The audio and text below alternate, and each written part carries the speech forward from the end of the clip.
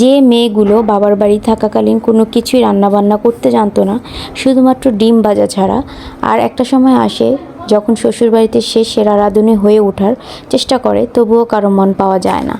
So hello everyone, আসসালামু আলাইকুম। কেমন আছেন সবাই? আশা করি সবাই ভালো আছেন। এদিকে তো সন্ধ্যার নাস্তায় আজকে 2টা বিস্কিট আর মিষ্টি নিয়ে নিলাম, তো এটা আবার খেয়ে নিলাম আর কি। আর যেহেতু আজকে বাইরে গিয়েছি, বাইরে থেকে এসে এখন রান্নাবান্না তো সন্ধ্যা হয়ে গেছে, রান্নাবান্না করতে হয়। তো আজকে ডাল রান্না করব, ডালটাকে সুন্দরভাবে একটু ওয়াশ করে নিলাম। আর বাইরে থেকে আমি একটা জিনিস আজকে এনেছি আর কি, তো এই জিনিসটা আমার খুবই পছন্দের। আমার যেখানে দেখি চেষ্টা করি খাওয়ার, আমার খুবই ভালো লাগে ছোলা। তো আবার আলিশবাড়ির চিপসটাও ছেড়ে দিলাম আর কি, মেয়ে আবার চিপসটা ছেড়ে দিতে বলছে। তারপর এই তো আমার ছোলাটা, আমার এইরকম ছোলা খেতে খুবই ভালো লাগে। এই তো এদিকে আবার আমি ডাল বোনাটাও বসিয়ে দিলাম আর কি। আজকে ভাবলাম একটু ডাল বোনা করে ফেলি, শর্টকাট।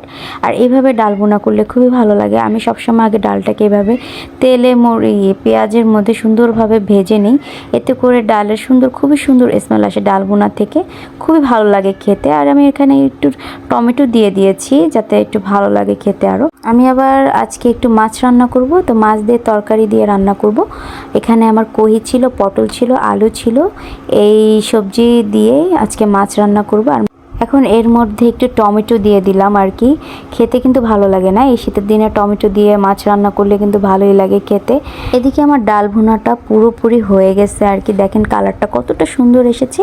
চেষ্টা করি সবসময় ডালটাকে ভালোভাবে ধুয়ে নেওয়ার, আর ডাল সুন্দরভাবে ধুয়ে নিলে ডালের রান্না করলে ডালের কালারটা খুবই সুন্দর আসে। আর এর মধ্যে এখন একটু জিরার গুঁড়া হালকা দিয়ে দিলাম, আর এভাবে ডাল ভুনা করলে খুবই মজা লাগে। এদিকে তো আমার তরকারিতে ঝোল দিয়েছিলাম, এখন এর মধ্যে এখন আগে থেকে আমি মাছগুলো ভেজে রেখেছিলাম, এই যে মাছগুলো এখন সুন্দরভাবে দিয়ে দিলাম আর কি। এই তো এখন আমি ভাত রান্না করব, এর জন্য চালগুলো সুন্দরভাবে ধুয়ে নিলাম। এই তো রান্না বান্না অনেকটা প্রায় শেষ হয়ে গেছে, মাছও রান্না অনেকটা হয়ে গেছে। এর মধ্যে সুন্দরভাবে ভাজা জিরার গুঁড়ো দিয়ে দিলাম। এখন চুলায় ভাতটা বসিয়ে দিলাম। এদিকে আলিশবার পাপাও চলে আসছে। এখন এই ফলগুলো সুন্দরভাবে ঝুড়িতে রেখে দিব। আমি সবসময় ফলগুলো ঝুড়িতে রাখারই ট্রাই করি, কারণ এভাবে যদি রাখি তাহলে আর পরে আর সমস্যা হয় না আর কি, এই জন্য। আবার এখন মেয়ে বলতেছে যে সে ড্রাগন ফল খাবে, তা ওর জন্য আবার ড্রাগন ফলটা কেটে নিলাম। এখন এদিকে আবার হঠাৎ করে বাইরে বৃষ্টি হচ্ছিল, ভাগ্যিস কাপড় চোপড়গুলো ভিজে নাই, তো কাপড় চোপড়গুলো এনে সুন্দরভাবে আবার ভাঁজ করে নিলাম আর কি। আর দেখেন কি একটা অবস্থা, তাই না? আমার খুব কাজের মধ্যে খুবই বিরক্ত লাগে এই জিনিসটা। এখন এই তো রাতে খেতে বসবে, তো আলিশবার পাপার খাবারটাও সুন্দরভাবে বেড়ে নিলাম আর কি। আজকের ব্লগটি কেমন লাগলো অবশ্যই কমেন্ট করতে ভুলবেন না। ভালো লাগলে লাইক, কমেন্ট অ্যান্ড শেয়ার করে দিবেন। আল্লাহ হাফেজ।